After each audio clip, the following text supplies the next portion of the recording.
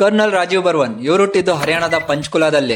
ಇವರು elite infantry tactical airborne regiment command. ಇವರು JNK north East ಮತ್ತೆ ಆಫ್ರಿಕಾದಲ್ಲೂ ಡ್ಯೂಟಿ ಮಾಡಿದ್ದಾರೆ. ಕಮಾಂಡೋ ಟ್ರೈನಿಂಗ್ ತುಂಬಾ ಅಂದ್ರೆ ತುಂಬಾ ಟಫೆಸ್ಟ್ ಟ್ರೈನಿಂಗ್. ಇಲ್ಲಿ 10,000 ಜನದಲ್ಲಿ ಒಬ್ರು ಸೆಲೆಕ್ಟ್ ಆಗ್ತಾರೆ. ಅಂದ್ರೆ ಇದರ ಸಕ್ಸಸ್ ರೇಟ್ ನಾಟ್ ಇವನ್ 1%. ಈ ಟ್ರೈನಿಂಗ್ ಅಲ್ಲಿ ಕಮಾಂಡೋಸ್ಗೆ ಎಷ್ಟೋ ದಿನ ಕರೆಕ್ಟ್ ಆಗಿ ನಿದ್ದೆನೆ ಮಾಡೋದಿಕ್ ಬಿಡಲ್ಲ. ಆ ತರ ಎಕ್ಸ್ಟ್ರೀಮ್ ಲೆವೆಲ್ ಈ ಟ್ರೈನಿಂಗ್ ಆಗಿರುತ್ತೆ. ರಾಜೀವ್ ಸರ್ ಹೇಳೋ ಪ್ರಕಾರ ಇವ್ರ ಫಾದರ್ ತರ ಇವ್ರು 10% ಆದ್ರೂ ಸಾಕು, ಅವ್ರ ಜೀವನ ಸಾರ್ಥಕ ಅಂತ ಅವ್ರು ಹೇಳ್ತಾರೆ. ಇನ್ನು ಇವರ ಪ್ರೊಫೆಷನಲ್ ಲೈಫ್ ಬಗ್ಗೆ ಹೇಳೋದಾದ್ರೆ ತುಂಬಾ ಹಾರ್ಡ್ ಟೈಮ್, ಎಂಜಾಯ್ಮೆಂಟ್ ಮತ್ತೆ ಬ್ರದರ್ಹುಡ್ ಎಲ್ಲಾನು ಇವರು ಅನುಭವಿಸಿದ್ದಾರೆ ಇವ್ರ ಪ್ರೊಫೆಷನ್ ಅಲ್ಲಿ. ಇನ್ನು ಇವರ ಕರಿಯರ್ ನ ಎಂಜಾಯ್ಮೆಂಟ್ ಪಾರ್ಟ್ ಬಗ್ಗೆ ಹೇಳೋದಾದ್ರೆ ಇವರ ಸೀನಿಯರ್ಸ್ ಇವ್ರಿಗೆ ಸ್ಟಾರ್ಟಿಂಗ್ ಡೇನೆ ಜ್ಯೂಸ್ ಕುಡಿಸಿದ್ರು. ಅದು ಯಾವ ರೇಂಜಿಗೆ ಜ್ಯೂಸ್ ಕುಡಿಸಿದ್ರು ಅಂದ್ರೆ ಇವರು ನೆಕ್ಸ್ಟ್ ಡೇ ಹೇಳಕ್ಕಾಗಿಲ್ಲ, ಆ ರೇಂಜಿಗೂ ಜ್ಯೂಸ್ ಕುಡಿಸಿದ್ರು ಇವ್ರಿಗೆ.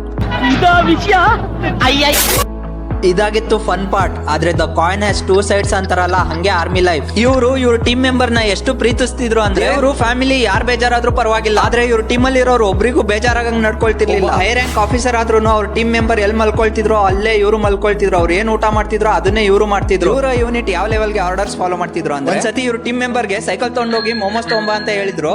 ಆಗ ಟೀಮ್ ಮೆಂಬರ್ ಸೈಕಲ್ ತಗೊಂಡೋಗಿ ಮೋಮೋಸ್ ತಗೊಂಡ್ಬಂದ್ರು. ಆದ್ರೆ ಬರಕ್ ಸ್ವಲ್ಪ ಲೇಟ್ ಆಯ್ತು. ಯಾಕೆ ಇಷ್ಟು ಲೇಟ್ ಆಯ್ತು ಅಂತ ಕೇಳಿದಕ್ಕೆ, ಸರ್ ನೀವು ಸೈಕಲ್ ತಗೊಂಡೋಗಿ ಅಂದ್ರೆ ಆದ್ರೆ ನನಗೆ ಸೈಕಲೇ ಓಡ್ಸಕ್ ಬರಲ್ಲ, ನೀವು ಹೇಳಿದ ಆರ್ಡರ್ ಅಷ್ಟೇ ಫಾಲೋ ಮಾಡಿದೆ ಅಂತ ಹೇಳಿದ್ರು. ಆ ಲೆವೆಲ್ಗೆ ಇವ್ರ ಆರ್ಡರ್ ನ ಅವ್ರು ಫಾಲೋ ಮಾಡ್ತಿದ್ರು ಅವ್ರ ಟೀಮ್ ಮೆಂಬರ್. ರಾಜೀವ್ ಸರ್ ಒಂದು ಆಪರೇಷನ್ ಅಲ್ಲಿ ನಡೆದಿರೋ ಒಂದು ಇನ್ಸಿಡೆಂಟ್ ಬಗ್ಗೆ ಹೇಳ್ತಾರೆ. ಆ ಆಪರೇಷನ್ ಹೆಸರು ಓಂ ಪರಾಕ್ರಮ್ ಅಂತ. ಈ ಆಪರೇಷನ್ ಅಲ್ಲಿ ಸೋಲ್ಜರ್ಸ್ ಮತ್ತೆ ಫುಡ್ ಮತ್ತೆ ಮೆಟೀರಿಯಲ್ಸ್ ನ ಬಾರ್ಡರ್ ಮೂವ್ ಮಾಡಬೇಕಾಗಿತ್ತು. ಆ ಟೈಮಲ್ಲಿ ಇವ್ರ ಹತ್ರ ವೆಹಿಕಲ್ಸ್ ಕಡಿಮೆ ಇತ್ತು. ಅವಾಗ ನಡೆದಿರೋ ಇನ್ಸಿಡೆಂಟ್ ಇದು. ಆ ಟೈಮಲ್ಲಿ ಇವ್ರು ಏನ್ ಮಾಡ್ತಾರೆ ಅಂದ್ರೆ ಶಾರ್ಟೇಜ್ ಇರೋದ್ರಿಂದ ರೋಡ್ ಅಲ್ಲಿ ಯಾವ್ದೇ ಟ್ರಕ್ ಬಂದ್ರು ಇವ್ರ ಅಂಡರ್ ಅಲ್ಲಿ ತಗೊಳ್ತಾರೆ, ಅಂದ್ರೆ ಆರ್ಮಿ ಅಂಡರ್ ಅಲ್ಲಿ ತಗೊಳ್ತಾರೆ.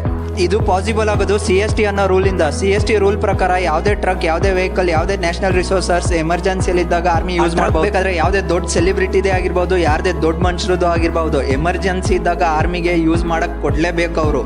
CST ಅಂದ್ರೆ ಸಿವಿಲ್ ಸಪೋರ್ಟ್ ಟೀಮ್ ಅಂತ. ಸಿವಿಲ್ ಸಪೋರ್ಟ್ ಟೀಮ್ ರೂಲ್ ಪ್ರಕಾರ ಆರ್ಮಿ ಎಮರ್ಜೆನ್ಸಿಯಲ್ಲಿ ಇದ್ದಾಗ ಯಾವುದೇ ರಿಸೋರ್ಸಸ್ ನ ಯೂಸ್ ಮಾಡ್ಕೋಬಹುದು. ಅವ್ರು ಏನಕ್ಕೆ ಯೂಸ್ ಮಾಡ್ತಾರೆ ಅಂದ್ರೆ ನಮ್ ಸೇಫ್ಟಿಗೋಸ್ಕರನೇ ಯೂಸ್ ಮಾಡ್ತಾರೆ. ಅವ್ರೇನ್ ಬೇರೆದಕ್ಕೇನು ಯೂಸ್ ಮಾಡಲ್ಲ.